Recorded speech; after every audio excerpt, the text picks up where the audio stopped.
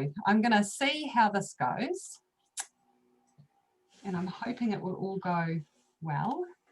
Sure. I'm going to go into there, into here, and I'm assuming that when I do next, I'm just watching the time because there'll be I've got 1 more minute and I've got people that will be pumping away. And I'll see if that works.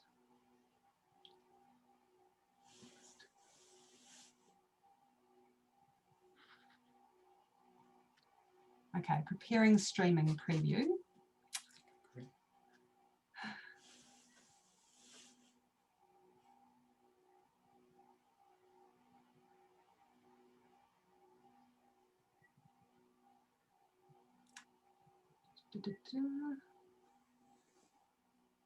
This time.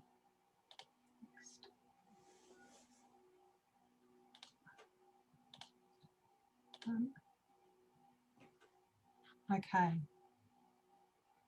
Oh, I've just got to ask you. I've just got to put in a title. Sorry. Sure. Title Q&A.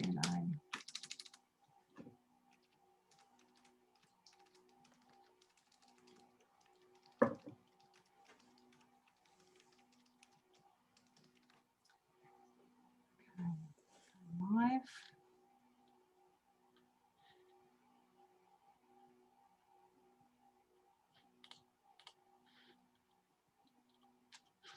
I'm just trying to see why it's not letting me go live just for now. Let me see that go live for screen. You. Some streams. Stream. First one. Okay,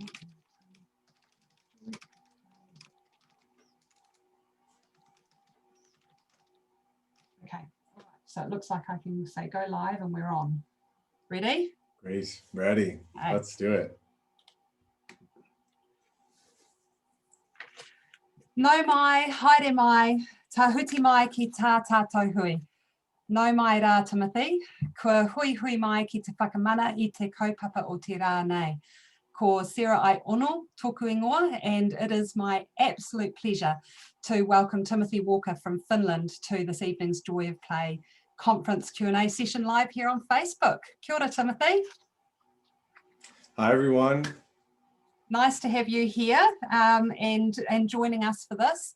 For those of you who are not familiar with Timothy, Timothy is the author of Teach Like Finland, a wonderful book that outlines some of the learning and experiences that Timothy's had as an American educator who moved to work and teach in Finland. And Tim's been our keynote speaker here at the Joy of Play Educators Conference, and he's certainly really inspired those who have managed to watch his presentation so far. So we're here tonight to learn a little bit more. I've got some questions from our delegates from the conference to pose to Tim and to learn about his experience working in Finland. So thank you very much for joining us, Tim. Thank you so much. It's my joy. So look, we'll get straight into it because we've got lots of questions here from our viewers, and I really wanted to start off with acknowledging some of the ingredients that you shared with us of joy, with one of them being autonomy, and this idea that your teachers in Finland have the sense of autonomy, a sense of independence that helps create a wonderful feeling of joy as teachers there. I've got a question from Jamie, one of our viewers, and she says, how much autonomy or input do teachers have in curriculum design in Finland? Is there an expectation to deliver a national curriculum, or do you have more of a localized curriculum? Yeah, great question. There is a national core curriculum, and the idea is that the national core curriculum informs the municipality's curriculum, and then the school will take the municipality's curriculum or guidelines and then create their own curriculum. And then at the classroom level, each classroom teacher can then make autonomous decisions about what particular resources they use in their classroom. So it's very flexible. And a lot of it has to do with trust. A lot of it has to do with the principal of the school trusting that teachers are making their best professional decisions. One of the things that I've been really inspired by in Finland that I did not see much of in the United States, where I'm from, is teacher-led teams. And so you have lots of teacher teams in every school. You might have a well-being team, you might have a curriculum team, also a school fitness team, an anti-bullying team. There's so many different teacher-led teams, and that really, I think, speaks to the way that leadership is organized here in Finland, where it's not just top-down. It's not just the leader of the school or the principal of the school who's seen as the one who makes the authoritative decisions, but the leadership capacity is spread out throughout the entire faculty. And another thing that I've been really inspired by is something called a leadership team, which is mostly composed of practitioners, of teachers inside the school. And so you'd have the principal of the school who is, let's say, the chair of that team, but it's really, it's led by a majority of teachers. And so each week they're meeting together for, let's say, about an hour to 2 hours. They're looking at items that may have been decided on by the principal of the school, or they've had input on. Also, they could receive ideas from other faculty members too. So there might be, let's say, an issue with one classroom that needs to be addressed. And so it's something that they would discuss together. So the idea is that leadership works as a team unit at the school level. And I think that I really feel it as a teacher. I'm now in my 6th year of teaching here in Finland, and I have felt that collaborative spirit. And it's just changed the way I think about school leadership, that it's something that needs to be spread out throughout the faculty. Yeah, and it sounds such a collaborative, empowering process for teachers to be able to really have a voice in the management and the running of the school. It is. Yeah, it has been really empowering. I think also principals have this common sense approach. They see teachers as competent professionals. And so why wouldn't they tap into their competence? Of course, it makes sense for them, for school principals not to do everything on their own. I think that really is the sort of underlying approach here in Finland. Yeah, well, and it sounds, I know in schools in New Zealand, there are versions of that depending on the type of leadership that is in the school, but it doesn't necessarily expand across as common practice across all schools. So one of the things that, as you mentioned in your presentation, we can take and think about how we can apply those principles to the New Zealand school setting as well. Yeah, thank you. Keeping with that independence theme, I had a question here from Tony, and she talked about the rollout of programs, and you mentioned in your presentation, such as the Me and My City, the Kiva Golu that you mentioned. How are new ideas or research or programs recognised by, I guess, your National Education Department and rolled out nationally? We were talking before that the play movement is more of a ground up movement that's getting national recognition, but what voice do teachers have around that national consistency of delivery of things like that? Yeah, I think it's also ground up here in Finland. So if I think about Me and My City or even Kiva Koulu, they started as pilots. And what happened was, as far as I know, it was word of mouth that teachers were telling one another about the efficacy of those programs. And those schools wanted to adopt those programs because they were free for them to use. And they had heard about the great results. And so it was very, very much bottom up here in Finland. And so, of course, there are curriculum mandates, but there are not so many here in Finland. And usually when there is a requirement to do something, for example, to integrate technology, it's very broad and it's open to interpretation. that has been a major difference that I've seen here in Finland. Where I'm from in the United States, there are very prescriptive standards. So you're told exactly what you need to do. You're told exactly what children need to learn by the end of each school year. But here in Finland, there are no prescriptive standards. There are no prescriptive benchmarks as well. So really, there is this attitude of trust that teachers need to figure out what's best for them, and they can adopt those practices. So if they don't think that Kiva Koulu is great for them, or if they don't think that this innovative program, Me and My City, is wonderful for their 6th grade classroom, they don't have to adopt it. It's not required. Yeah, yeah. So again, I guess it still highlights that voice, or that empowerment, or that autonomy, that while there is perhaps a movement happening of around a certain topic, for example, the Me and My City, if you as a school community decide it's not what your children will respond to or need, then that's right. Great. Yeah, so there's buy-in at the school level, and then each school can decide what they want to do, whether they want to take that program or not. Right, and it's quite similar to here, where we've got, we have what's called a localised curriculum, and so that localised curriculum means that teachers in schools have quite a range of, I suppose, choice in how they interpret our national curriculum, and how they localise it to their own school community. And we've got, very diverse school communities here, in terms of learning needs, cultural needs, and so on. And so to be able to make, those great decisions based on what our community needs and wants is important. Cool. Okay. Well, the big question I have, and we discussed this before we went live, we have a real fascination in New Zealand here, and rightly so, for understanding the Finnish model of having our children start later with formal learning and spending more time before 7 engaged in play, and a focus around that socialisation, building of socio-emotional skill sets.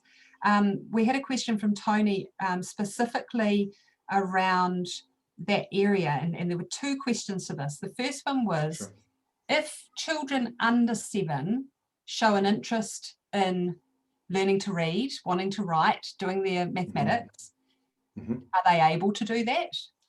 Yeah. Yes, they are. Yes, they are. Yeah.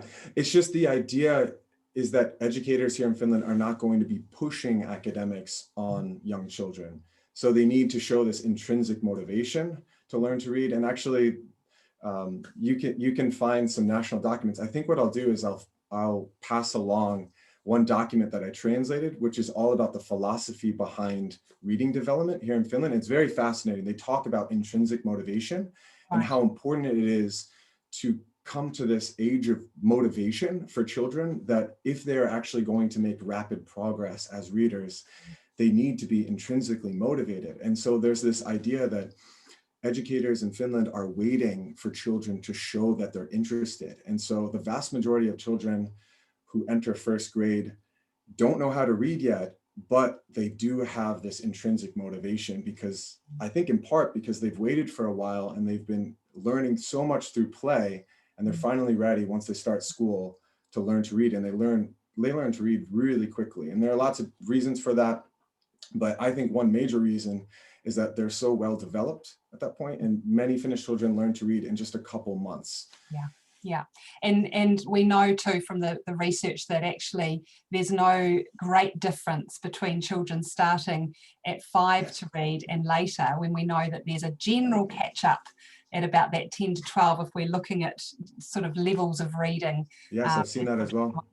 Yeah, so no great advantage. I think that there's always been an interest in that sort of benchmark, and we've got some wonderful advocates here in New Zealand of people saying, look, we do want to do away with that formal learning, that pressure to read early.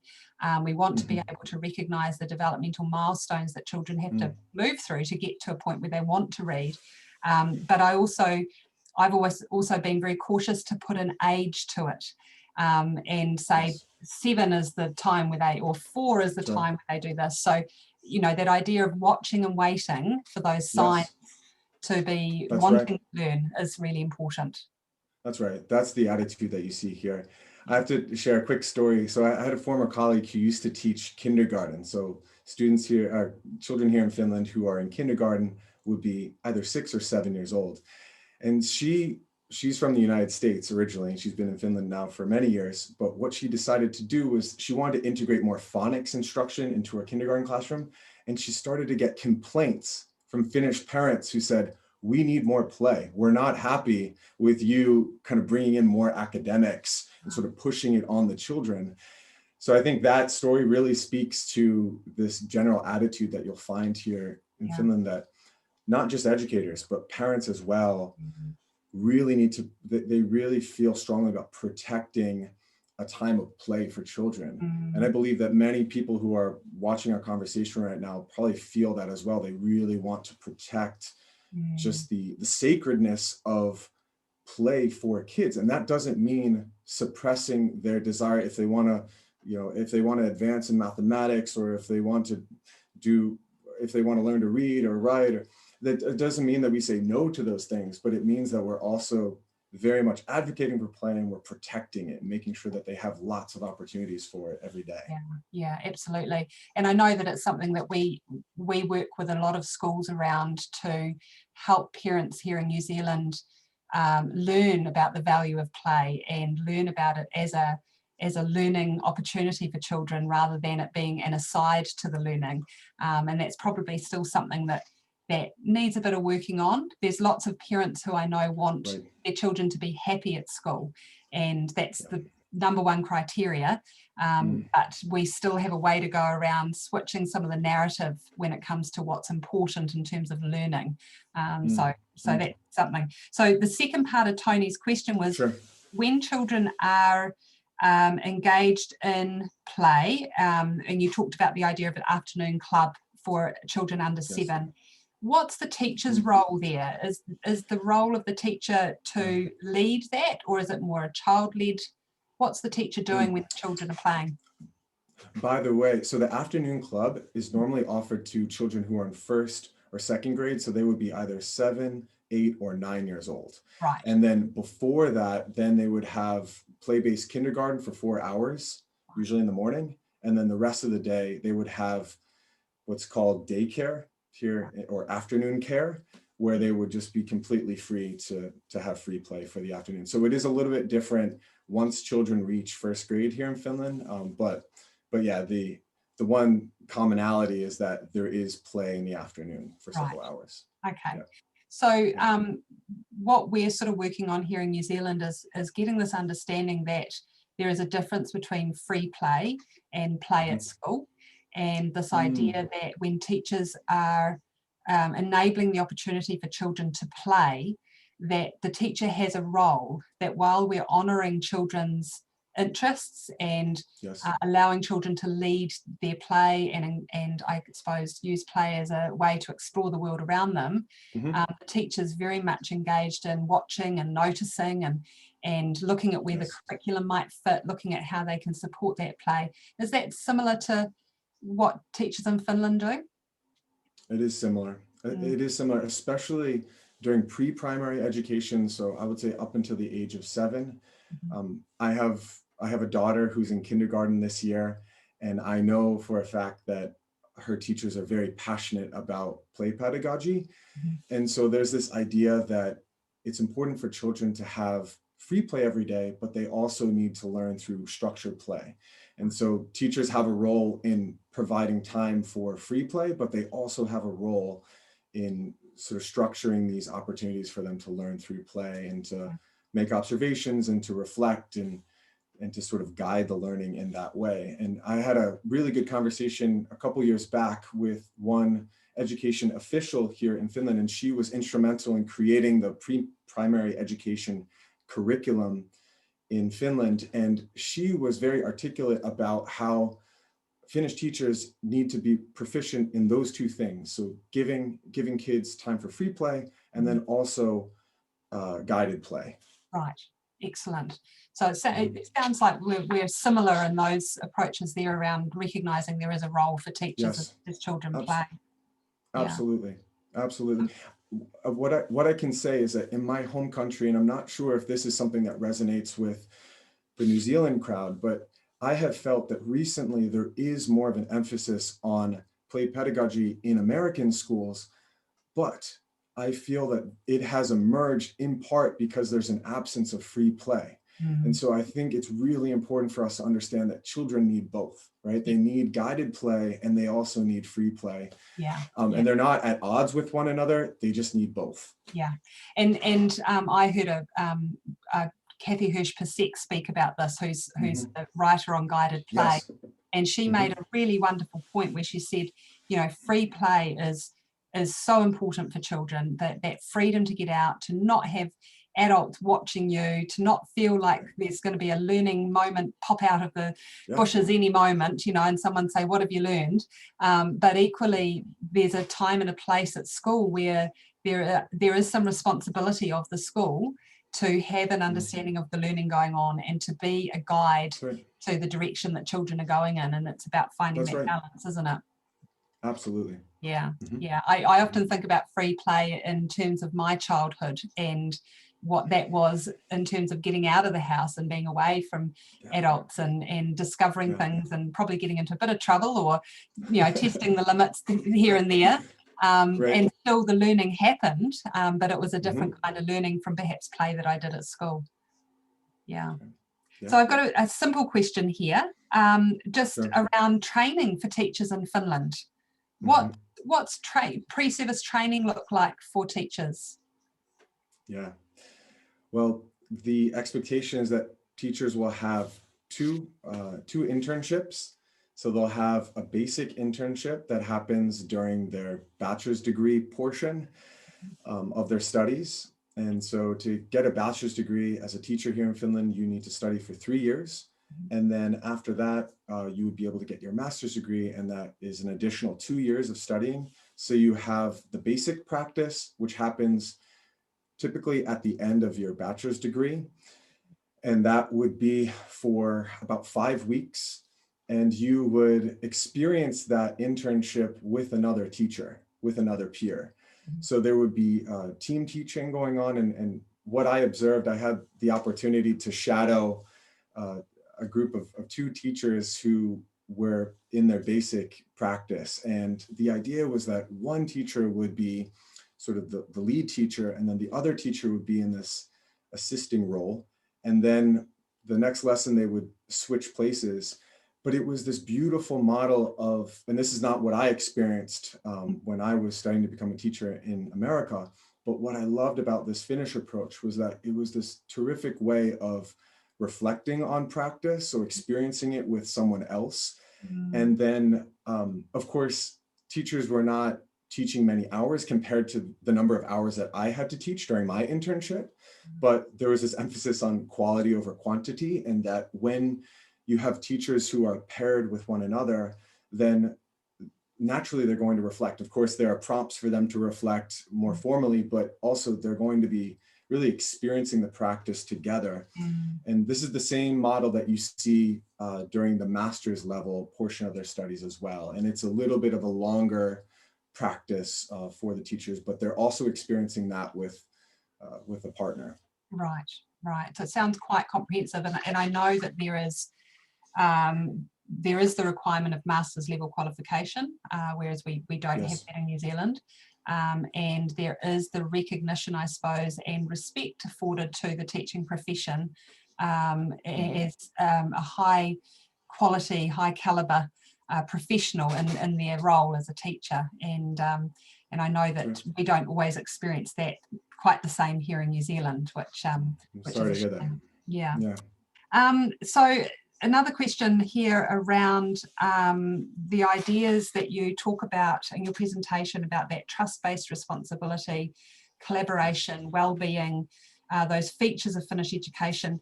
And we've touched a little bit on this around the role of management. When you talked about the involvement of management and avoiding that top-down approach, where do they need to step in? When do you see management being management? Do you ever see that, or is it always that equity around shared roles and things like that? Well, there's certainly a lot of work for principals here in Finland. I think a lot of it has to do with principals managing administrative tasks that would not necessarily be related to teaching. So the idea is that teachers are responsible for the teaching in their classroom, and then principals are meant to support the work that they're doing. So I would say that oftentimes principals in Finland are spending a lot of their time on administrative work, and then also communication. That's one of the things that just stands out, that principals in this country have to be proficient at communicating with lots of different parties. So communicating with parents, teachers, even students, and of course, government officials, applying for grants, things of that nature. But I feel that Finnish principals spend a lot of time working on administrative tasks, but they also spend a lot of time communicating with one another. And one of the most beautiful images that I can think of that I think exemplifies the way that Finnish principals work has to do with the teachers' lounge culture in this country. And I'm not sure what it's like in New Zealand, but in Finland, and of course, this has been impacted, unfortunately, by the COVID situation, but I would say the heart and soul of a Finnish school is the teachers' lounge. And it's not just teachers who show up, it's also the school principal. So the school principal is very much a part of these organic conversations around practice, around curriculum, around everyday life that happen in the teachers' lounge. And that was one of the things that completely blew me away when I first moved to Finland, because at my old school in America, we didn't even have a teachers' lounge. So I had no idea what this culture was all about. But I think that Finnish principals spend a lot of time making themselves available to lots of different parties within the school community. That's a major aspect of their role. Yeah, fantastic. And I think it really highlights just how critical that role is, because I know for me, having worked in many different schools, that I can get a pretty good feel of a school and the culture of the school by sitting in the staff room. Often I go into a staff room and it might be a couple of minutes before the morning tea break, and I'm in a position where I see teachers coming in, and you can get a feel for the way that everyone works together, and really that does reflect on the management and how the culture has been set up in the school to be able to do that. So yeah, absolutely. The last question I have for you this evening is around assessment. We were very fortunate, and you mentioned about the impact of germ on the world, really, and education, and it's spread around the world, and how Pasi Solberg talks about it.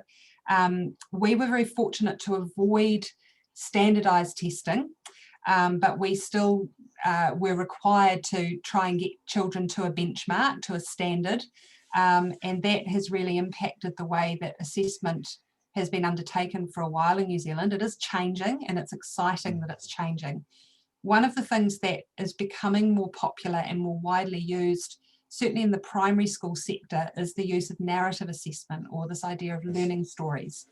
It is the sole method of assessment at our early childhood facilities, but we're in this, I suppose, this cross pathway at the moment between the old and the new, and teachers I know who are implementing Player see the value of narrative assessment, but are also stuck in trying to work out which assessments and standards they need to be working towards. So can you tell me a little bit about assessment for perhaps early grade level, kindergarten, and into sort of second grade that you have in? Yeah, sure.